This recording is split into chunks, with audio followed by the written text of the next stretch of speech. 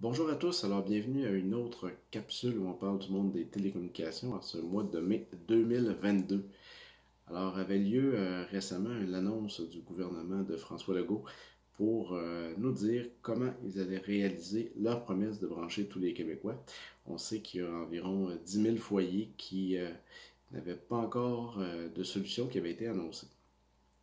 Alors, le gouvernement a premièrement mis en ligne une carte interactive que vous pouvez retrouver sur le site du gouvernement et dans la version écrite de cette capsule. Carte qui vous permet de savoir est-ce que vous faites ou non partie des gens qui étaient visés par cette annonce aujourd'hui et en même temps confirmer si vous êtes dans ceux que le réseau est en train de se construire, qui sera le fournisseur de services. Alors, un outil intéressant que le gouvernement a mis en ligne dernièrement. Alors, pour revenir à l'annonce, aujourd'hui, le gouvernement a vraiment annoncé qu'il allait pleuvoir de l'Internet. Et oui, Internet viendrait du ciel avec une entente avec Starlink. Alors, pour ceux qui ne connaissent pas Starlink, dans le fond, l'entreprise qui appartient à SpaceX, qui est l'entreprise qui possède des fusées pour lancer toutes sortes de choses dans l'espace. Alors, Starlink opère un réseau de satellites à orbite basse depuis quand même plusieurs mois. Un réseau qui est encore quand même en version bêta, donc qui n'est pas lancé officiellement, mais qui dessert déjà des milliers d'abonnés partout à travers le monde. C'est un réseau qui a quand même réussi à prouver que la technologie était fiable, intéressante et qui est en amélioration constante et surtout beaucoup supérieure à ce qu'on connaît avec les autres solutions par satellite existantes. Alors, le gouvernement a annoncé qu'elle a utilisé le réseau de Starlink. Évidemment, Starlink est un réseau avec un service qui est plus dispendieux que ce qu'on connaît régulièrement. Donc, un abonnement à Starlink coûte environ 140 $ par mois et plus de 800 $ pour se procurer l'équipement. Alors, le gouvernement paiera une partie de cette facture pour s'assurer que les 10 000 foyers auront accès à Internet au même coût que la moyenne des gens au Québec. Alors, c'est évidemment une bonne annonce pour ceux qui étaient orphelins de services Internet. Évidemment, des questions subsistent évidemment sur le service de Starlink. Premièrement, il faut savoir que Starlink offre un service Internet seulement.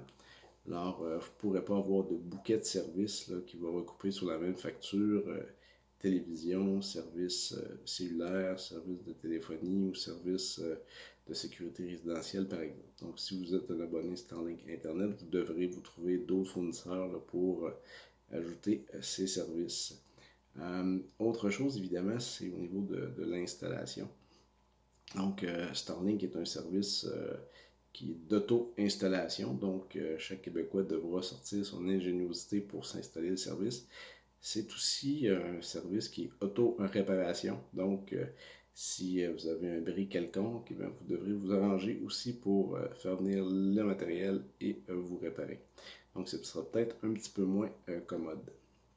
Autre chose, évidemment, on ne sait pas encore les détails du programme. Donc, est-ce qu'on devra payer la facture, se faire rembourser, etc., etc.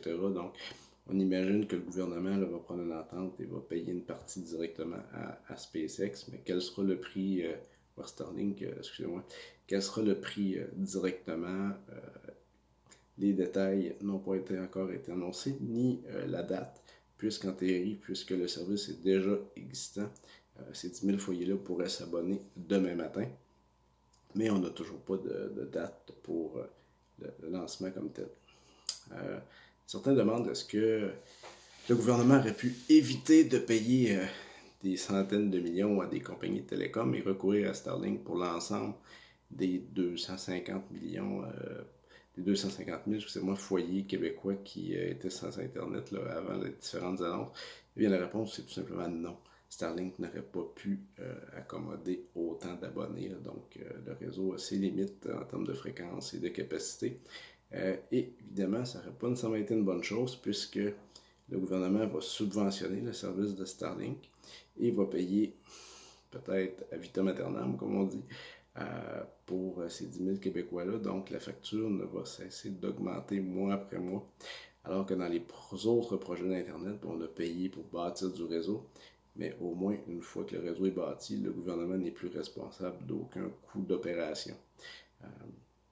Donc, ça n'aurait pas nécessairement été une bonne chose là, de se retourner vers Starlink pour tous nos besoins. Est-ce que Starlink est une solution qui sera disponible pour les entreprises? Eh bien, oui, Starlink est disponible pour les entreprises, mais ne sera pas subventionné par le gouvernement. Alors, si vous avez une PME en dehors des réseaux câblés, vous devrez payer le gros prix pour Starlink. Le gouvernement ne vous aidera pas. Alors, c'est quand même une belle annonce pour permettre à tous d'avoir accès à Internet juste à temps avant l'élection, évidemment.